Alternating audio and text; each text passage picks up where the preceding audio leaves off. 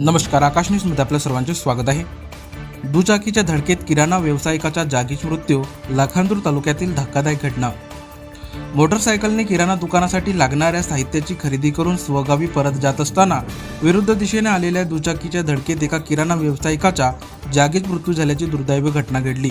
ही घटना 15 मार्च रोजी रात्री 8:30 वाजताच्या सुमारास मळेघाट फाटा येथे घडली आहे।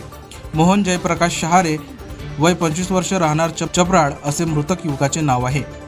प्राप्त माहितीनुसार मोहन शहारे यांचे चपराड येथे किराणा दुकान असून ते दुकानासाठी लागणारे साहित्य लाखांदूर येथील खाऊक दुकानातून खरेदी करून आणत होते।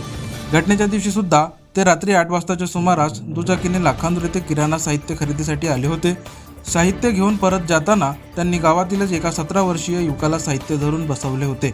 दरम्यान मळेघाट फाटा येथे पोहोचताच विरुद्ध दिशेने येणाऱ्या एका दुचाकीने अचानक डिवायडर जवळ त्यांच्या दुचाकीला जोरदार धडक दिली। या भीषण अपघातात मोहन शहारे याचा जागीच मृत्यू झाला। अपघातानंतर मागे बसलेल्या 17 वर्षीय युवकाने अपघात करणाऱ्या दुचाकी चालकाला विरुद्ध दिशेने वाहन चालवण्याबाबत तसेच कोणताही इंडिकेटर अथवा हॉर्न न दिल्याबद्दल जाब विचारला, मात्र संबंधित चालकाने काहीही न ऐकता घटनास्थळावरून दुचाकीसह पळ काढल्याचे सांगण्यात येत आहे।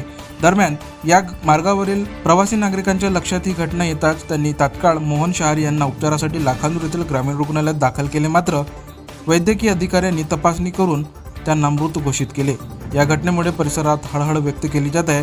पुढील तपास लाखांदूर पोलीस हे करीत आहेत।